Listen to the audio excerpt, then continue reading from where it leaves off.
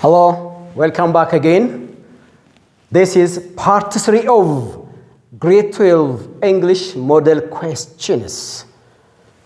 So the second part is about different questions which was prepared from different tense kinds. So this lesson is from different English grammar units. So you are going to just watch the video and practice taking the questions, and it might help you to improve or to get a good result for your grade 12 college or university entrance examination. So this is the main purpose of approaching model questions to you. So let me start here.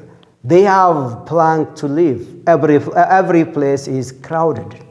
So first, you read the question and then come to the distractors, the choices here. So nowhere, somewhere, anywhere, and everywhere. So these words are adverbs of place. So when do we use nowhere? When do we use somewhere, anywhere, and everywhere?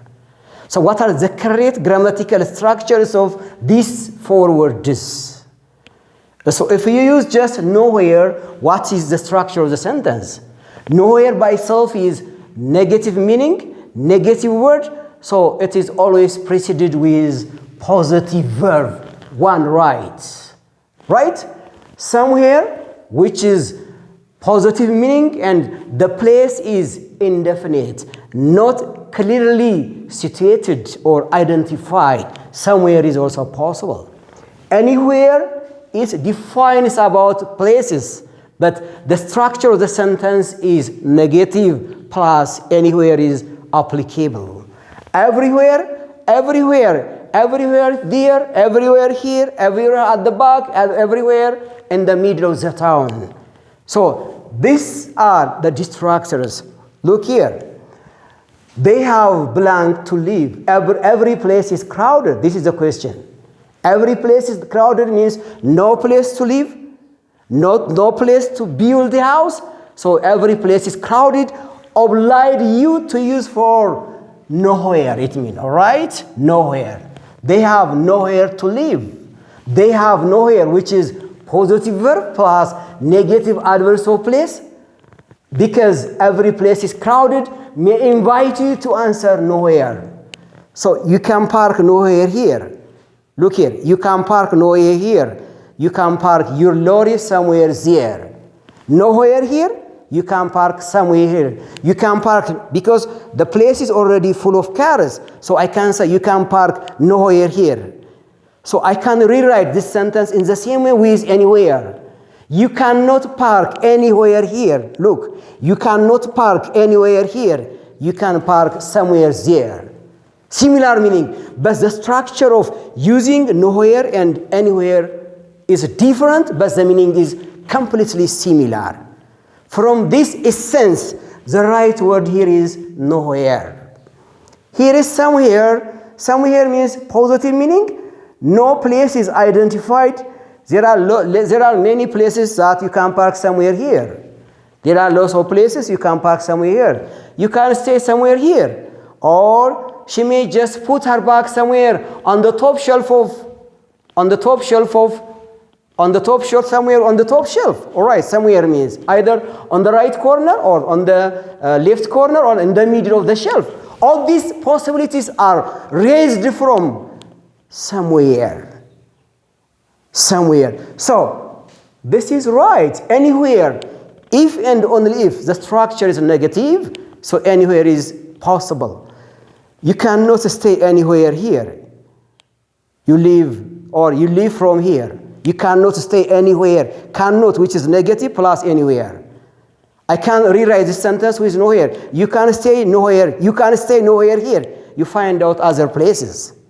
So this is true. So you can just practice adverbs of place by making such kind of examples in your own.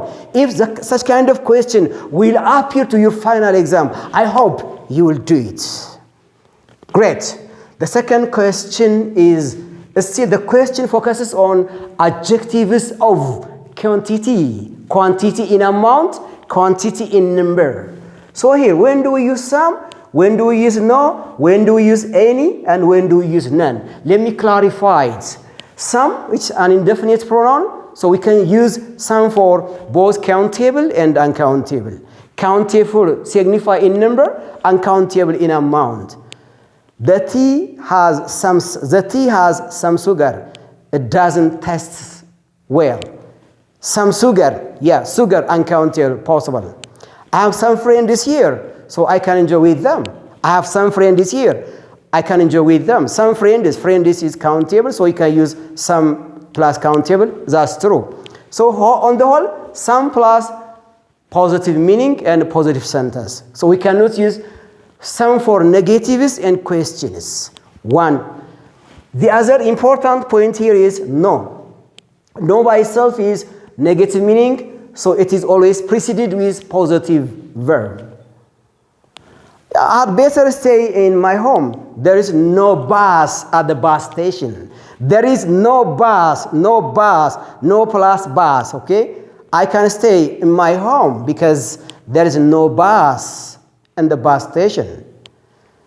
I would enjoy outside. I have no time to go to college. No time possible. So no precedes with a positive verb. Here is any, which we use any for, one for question and the other for negative statements. Do you have any money? Do you have any money? Do you have any book to read? One.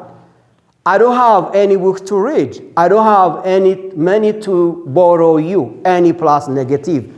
This is the right ways of using any. None means, which is no one, it means. Look at the examples.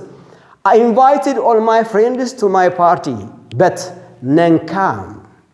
I invited all my friends to my party, but none came. But none came means no one came, it means, all right? So we can use none in such context. So from this explanation, which one do you think is the right word to complete for this question? One. It was a public holiday, so there were what? It was, look the question here.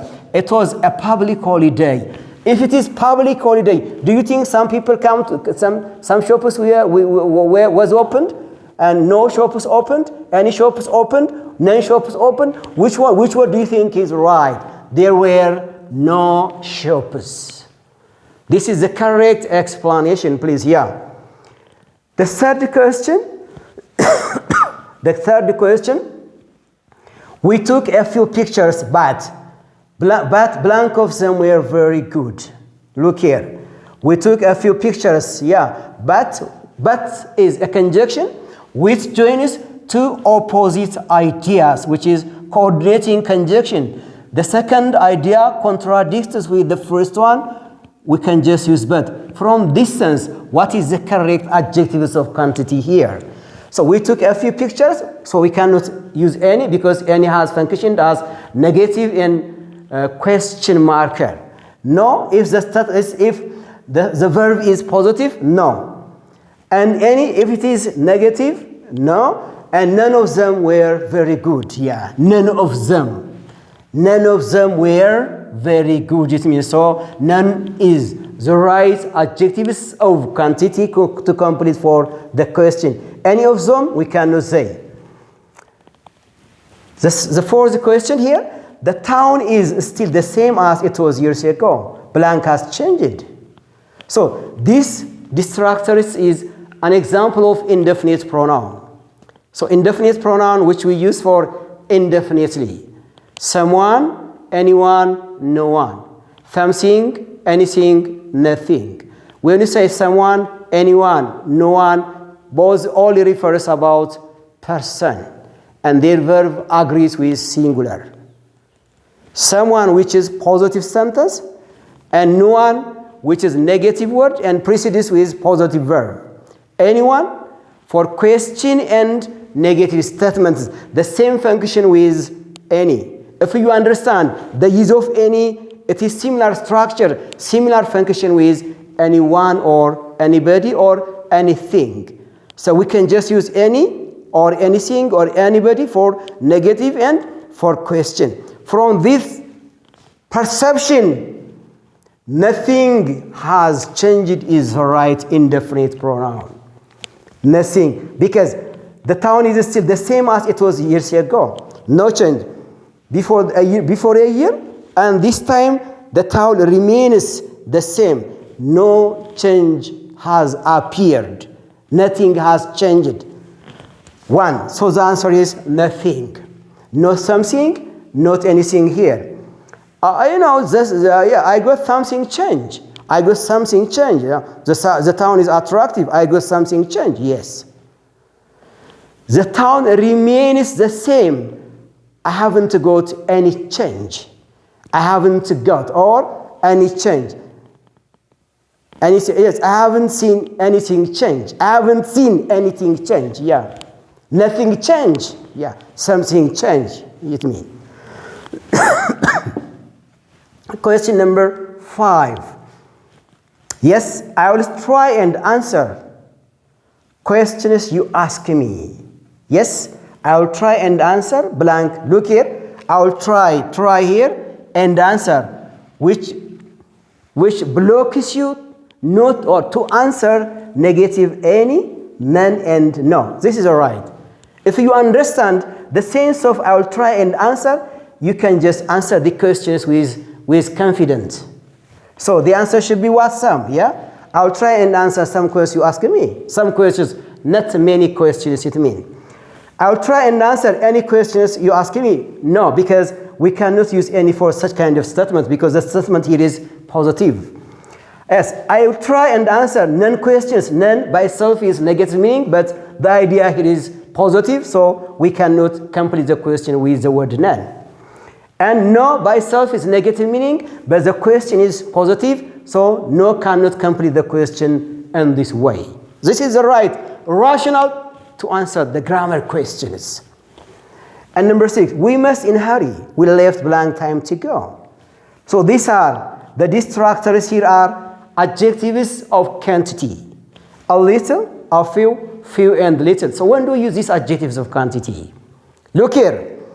When we use a little, which is some or not much, we use a little for uncountable nouns.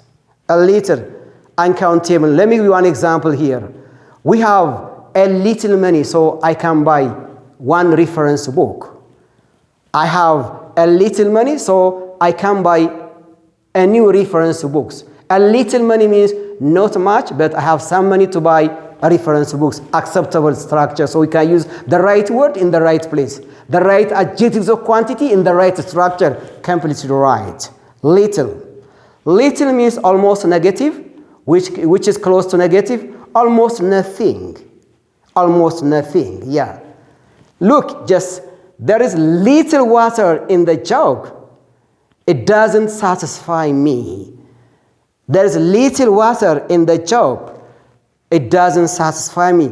I think maybe there is drops of water. It means drops of almost negative. Second example, I cannot communicate with the natives.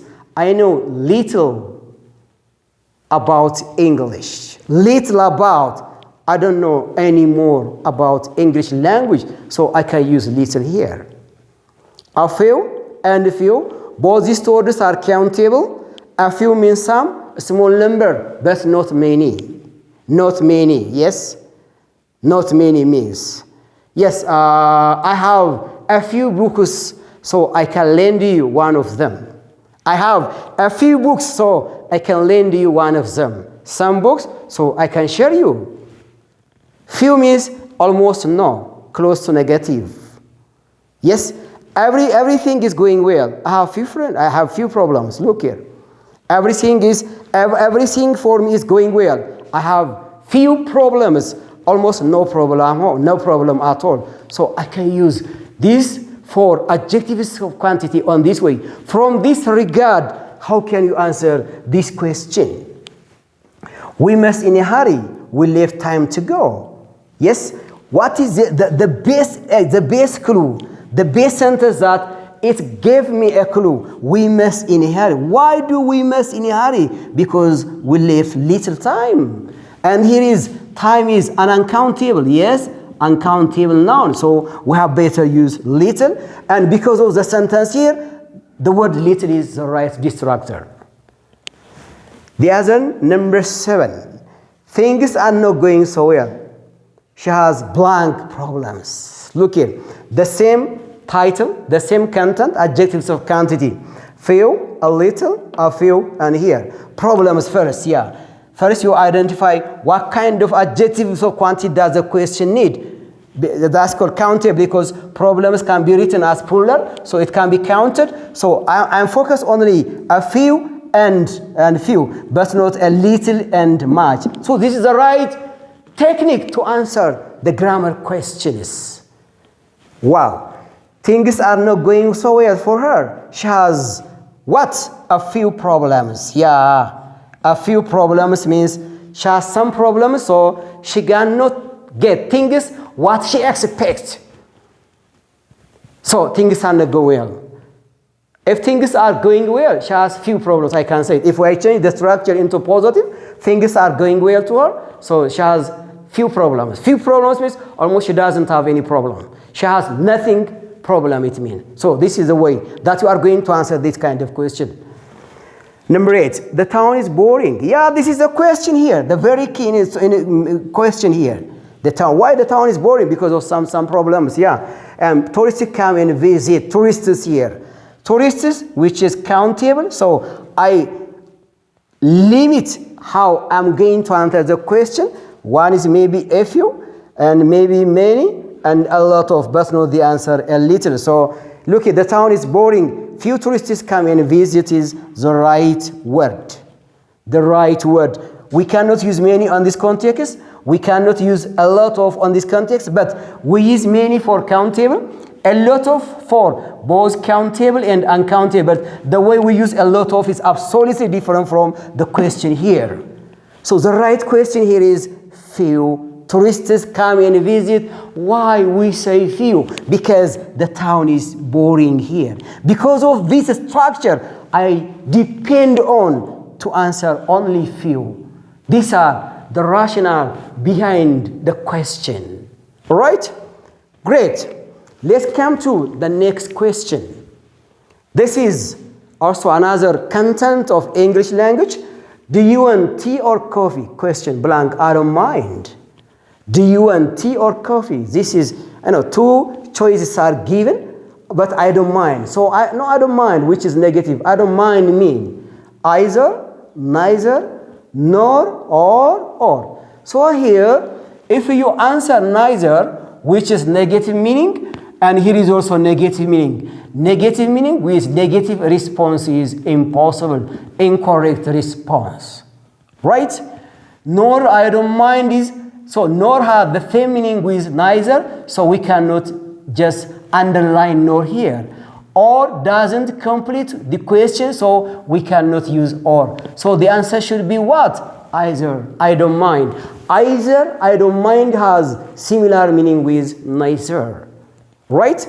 Either, I don't mind means similar meaning neither. So I don't like both of the two mean. Right?